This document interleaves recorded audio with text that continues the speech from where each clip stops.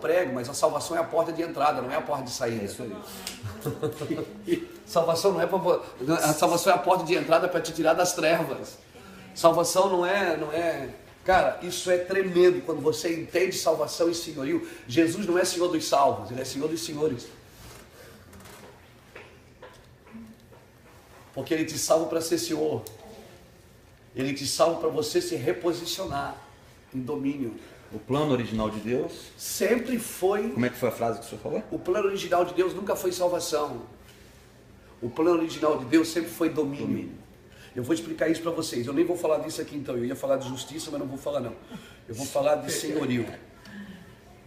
E eu percebi que Deus abriu uma porta aqui, né? Deus abriu uma porta aqui. Quer ver uma coisa?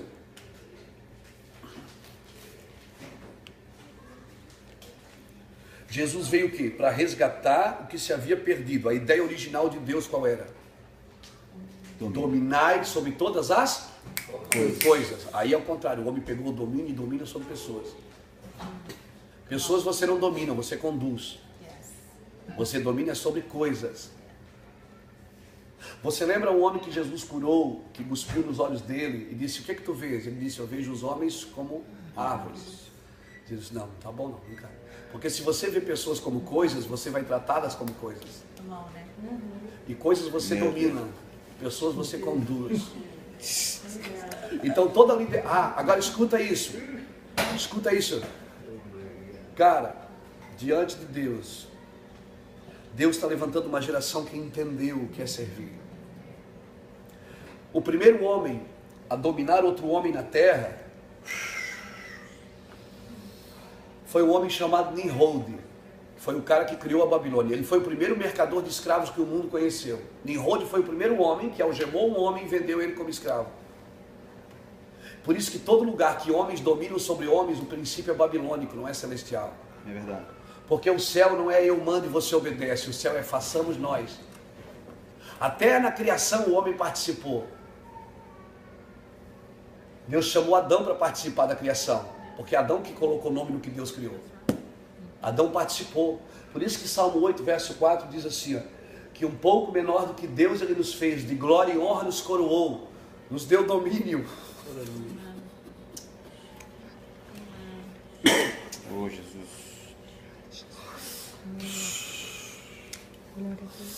Nos deu domínio sobre todas as obras das suas mãos e colocou tudo debaixo dos nossos pés. Então se Deus me deu domínio sobre as obras das suas mãos, então Ele me deu domínio sobre os homens. O homem não é obra da mão de Deus, é obra do coração de Deus. Porque Efésios 1,4, a Bíblia diz que Deus o elegeu nele, antes da fundação do mundo. Deus formou o homem do pó da terra, mas não criou o homem do pó da terra. Deus criou o homem nele. O céu não é seu destino, é sua origem. Pegou? Amém. O céu é sua origem. Aleluia. Deus te elegeu nele. Quando Deus criou uma árvore, o que é que Ele disse para a árvore? Nasce? Não, Ele diz terra, produz árvores. Por isso que quando você arranca uma árvore da terra, ela morre, porque ela é desligada da fonte de vida. Quando Deus criou um peixe, Deus disse peixe nasce? Não, Ele disse mar, água, produza peixe. Quando você tira um peixe da água, o que acontece? Ele morre. Agora quando Deus criou o homem, Ele não terceirizou. Ele não mandou ninguém fazer. Ele disse, façamos nós, o homem, a nossa imagem e a semelhança. Por isso que todo homem que anda longe de Deus, ele morre. Espiritualmente, ele não entende o seu propósito. Nós temos que voltar ao propósito original. Por isso quando Jesus fala de divórcio, o pessoal fala assim, ó, mas Moisés deu carta de divórcio. Aí Jesus diz o quê? Deu carta de divórcio por causa da dureza dos vossos corações. Mas no princípio não era assim. Meu Deus. Porque no princípio o que era? Era um homem e uma mulher. Então nós temos que voltar ao princípio para fazer a coisa certa. Amém. O princípio era um homem e uma mulher. Por que Deus tem que criar regras? Regra é a quebra do princípio. Por que Deus teve que escrever não matarás? Porque Caim matou Abel. Se ninguém matasse ninguém, não precisava de uma regra.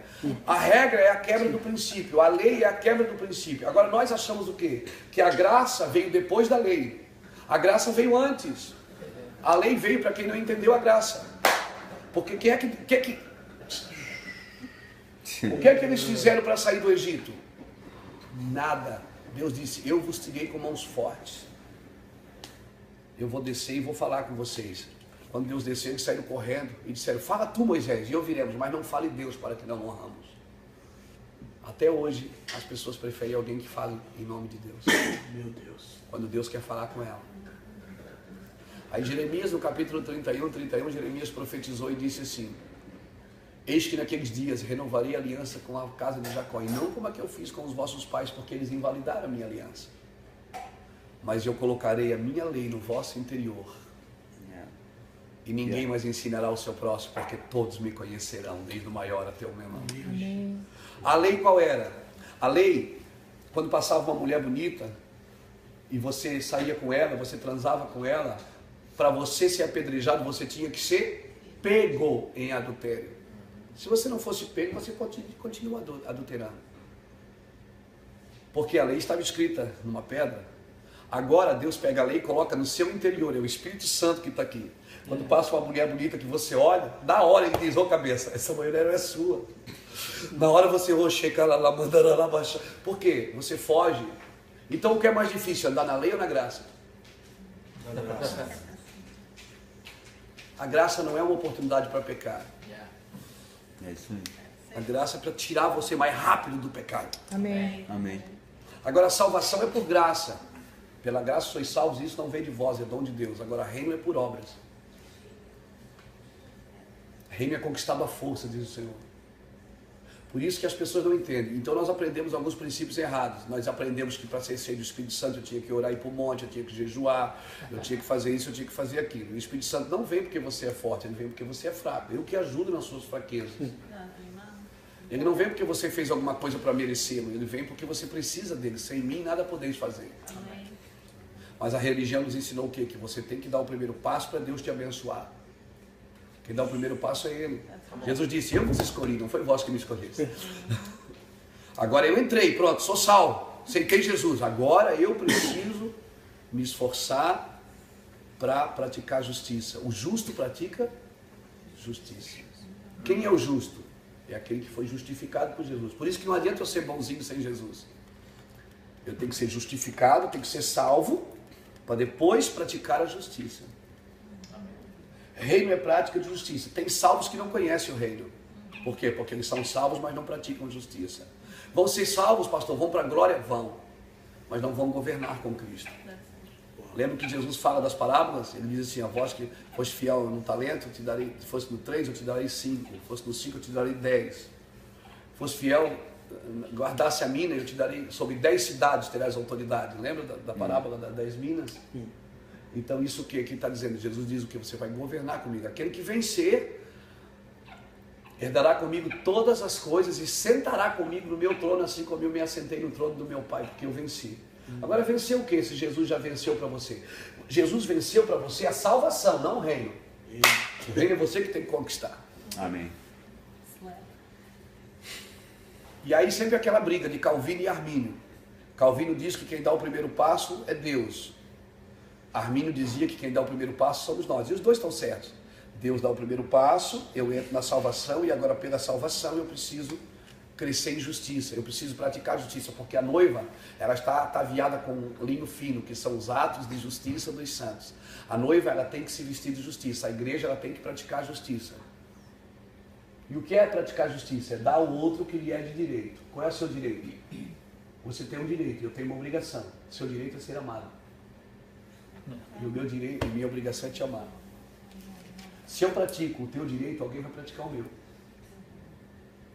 Então a igreja precisa se reposicionar em Deus. Então deixa eu ver aqui. A quantidade de salvos, ela não determina o destino de uma nação. Por que tem igreja que cresce, cresce, cresce, a cidade cresce, o crime, cresce a prostituição? Você nunca perguntou isso para Deus? Eu perguntava isso a Deus. Por que a nossa cidade de Itajaí está crescendo? Todo dia no jornal tem morte, tem isso. Por quê? Porque nós somos salvos, mas ainda não somos senhores. Não dominamos o mundo. E aí, aí o que acontece? Aí nós queremos ser candidato a presidente, a governador, a deputado, achando que isso é o governo. Isso não é o governo, a autoridade não é essa. Quem tinha o governo do Egito, quem era? Era Faraó, mas quem é que tinha autoridade? Era José. É verdade.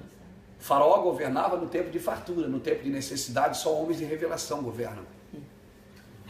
E nós estamos vivendo um tempo de escassez espiritual. Quem é que vai governar nesse tempo? Homens de autoridade. Então nós não podemos mais ir uma igreja só para cantar e pregar. Nós temos que ir porque nós temos um propósito. Amém. Quando eu chego numa cidade, cara, a primeira coisa que eu faço é levantar um altar de Deus. Eu domino sobre esta cidade. Esse lugar é meu, é do meu Senhor. Amém. Eu proíbo o diabo.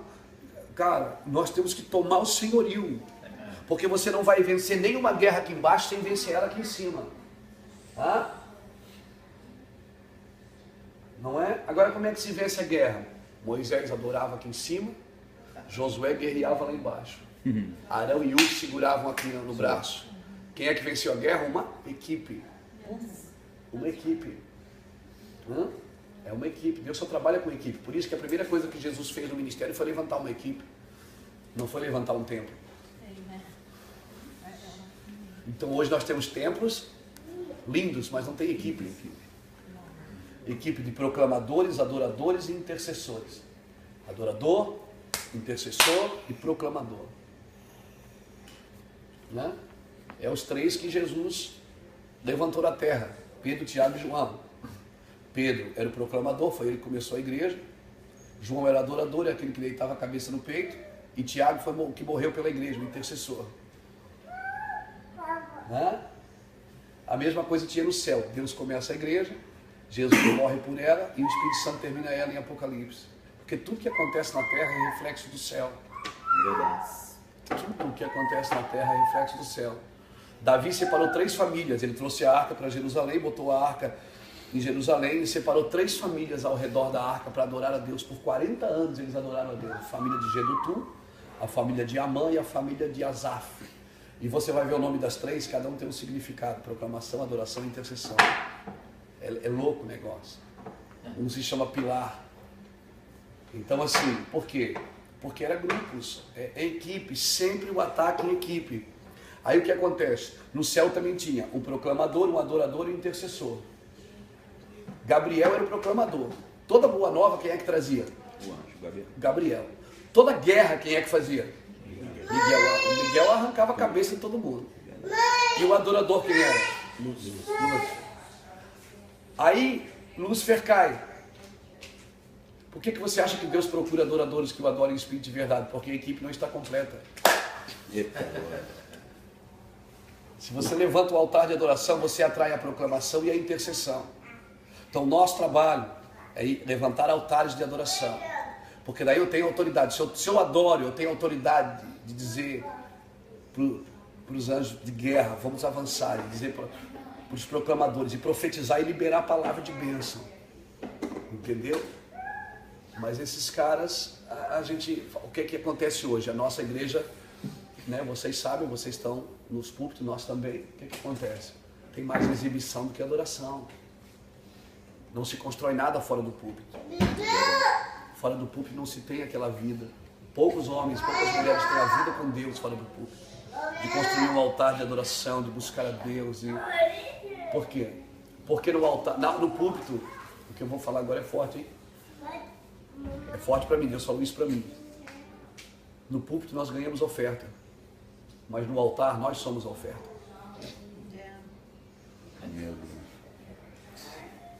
No altar ninguém tira foto com a gente, ninguém compra o nosso CD, ninguém quer bater palmas, ninguém no altar, não tem nem oferta, nós somos a oferta ali, como sacrifício vivo, santo e agradável a Deus, que é o vosso culto racional, ou seja, eu vou fazer isso porque eu estou entendendo o que eu tenho que fazer. Então é isso que eu comecei a entender de 10 anos para cá, e eu comecei a entender e comecei a andar em outra pegada, em outro lugar. E Deus está levantando uma geração, brinco, que está entendendo isso. Deus está levantando, Robert, uma geração que está entendendo isso. Uma geração que sabe, e por isso Deus vai nos abençoar muito. Amém. É uma geração que Deus vai abençoar muito, que Deus vai dar muito recurso.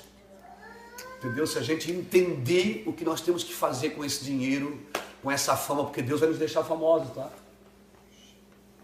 Deus vai nos deixar famosos, porque mas Deus deixa, ele não esconde uma lâmpada debaixo de uma vasilha. Ele coloca no alto para que ilumine toda a casa, é Deus que faz isso.